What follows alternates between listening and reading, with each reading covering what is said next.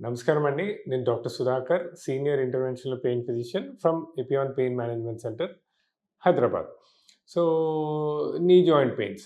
So, ఒక ఏజొచ్చాక, వయసొచ్చాక ప్రతి ఒక్కరికి నీ జాయింట్ పెయిన్స్ వస్తది. నీ జాయింట్ పెయిన్స్‌కి మోస్ట్ కామన్ కారణం చూస్తే ఆస్టియోఆర్థరైటిస్ ఆర్ మోకాళ్ళ అరుగుదల. అంటే మోకాళ్ళ అరుగుదల అంటే ఎప్పుడైతే ఈ కార్టిలేజ్ అరుగుతుందో ప్రాబ్లమ్ రావడం మొదలుపెడుతుంది. And most of the time ఈ మోకాళ్ళు అరిగినప్పుడు కార్టిలేజ్ అరిగినప్పుడు అక్కడ ఫ్రిక్షన్ పెరగడము, అక్కడ అంటే synovial fluid, hyaluronic acid production తగ్గడము, దానివల్ల లూబ్రికేషన్ తగ్గడము, దానివల్ల ఏమైతుందంటే చుట్టుపక్కన లిగమెంట్స్, టెండాన్స్, మజిల్స్ కూడా కొద్దిగా ఇంజ్యూరీ అవ్వడము. సో, ఇవన్నీ ఎలా ఉంటదంటే ఒక స్టేజొచ్చాక స్లోగా ప్రాబ్లమ్ స్టార్ట్ అయ్యి అండ్ ఇనీషియల్ స్టేజ్‌లోనే ఎవరు జనరల్‌గా ప్రికాషన్స్ తీసుకోరు. ఇనీషియల్ స్టేజెస్‌లోనే లైఫ్ స్టైల్ మోడిఫికేషన్స్ ఏం చేయకుండా అలానే కంటిన్యూ అయ్యి ఏవో కొన్ని pain killer tablets యేసుకుంటారు.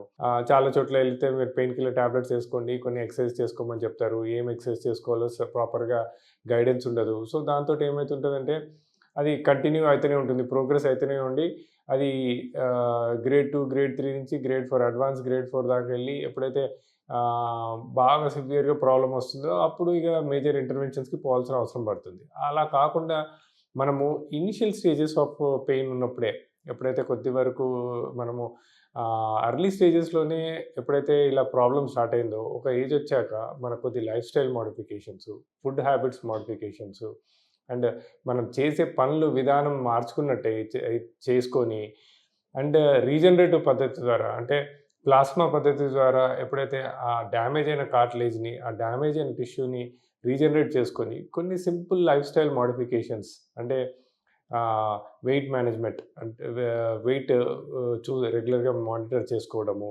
And more of protein diet తినటము.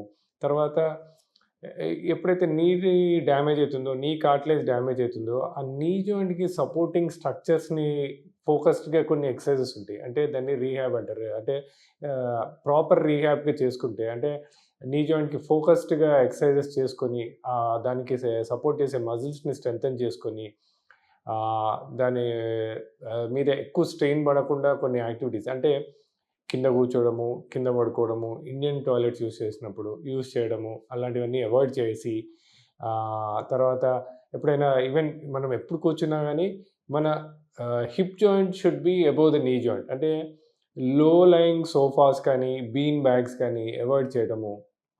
తర్వాత అన్నెసెసరీగా స్టెప్స్ ఎక్కడం, దిగడం అంటే జస్ట్ ఫర్ హెల్త్ పర్పస్. కొంతమందేంటంటే ఈవెన్ లిఫ్ట్ ఆప్షన్ ఉన్నా గానీ లిఫ్ట్ అవాయిడ్ చేసి స్టెప్స్ ఎక్కుతా ఉంటారు. సో, ఇలాంటి అన్నెసెసరీ థింగ్స్ చేయకుండా, నీ జాయింట్స్ మీద ఎక్కువ స్ట్రెయిన్ పడకుండా ఇనీషియల్ స్టేజ్‌లోనే మనము నీ జాయింట్స్‌ని ప్రొటెక్ట్ చేసుకొని, కొద్దిగా లైఫ్ స్టైల్ మోడిఫికేషన్ చేసుకొని, ప్లాస్మా పద్ధతి ద్వారా రీజనరేట్ చేసుకున్నట్టయితే సో, ఈ విషయంలో మా పెయిన్ మేనేజ్మెంట్ సెంటర్స్ ఇలాంటి విషయాల్లో చాలా హెల్ప్ చేస్తాయి. ఎవరైతే initial స్టేజెస్‌లోనే, early స్టేజెస్‌లోనే knee joint problem తోటి మా పెయిన్ మేనేజ్మెంట్ సెంటర్స్‌కొస్తే ఒక హోలిస్టిక్ అప్రోచ్, ఒక మల్టీ మోడల్ అప్రోచ్ అంటే మా దగ్గర ఒక టీమ్ ఆఫ్ అంటే డాక్టర్సే కాకుండా ఫిజియోథెరపిస్టు, ఆస్టియోపాథ్స్ తర్వాత ఒక టీమ్ ఉంటారు. సో, పేషెంట్స్‌కి డైటీషియన్స్. సో, ఏం ఫుడ్ తినాలి? ఏం ఎక్సర్సైజ్ చేసుకోవాలి? అండ్ దెన్ రెగ్యులర్‌గా చేసుకునే activities, day to day activities ఎలా చేసుకోవాలి? కిచెన్‌లో ఎలా వర్క్ చేసుకోవాలి? Day to day activities system మీద వర్క్ చేసేవాళ్ళు ఏం ఎక్సర్సైజెస్ మీద ఫోకస్ పెట్టాలి? అండ్ ఎక్సర్సైజెస్ ఎలా చేసుకోవాలి?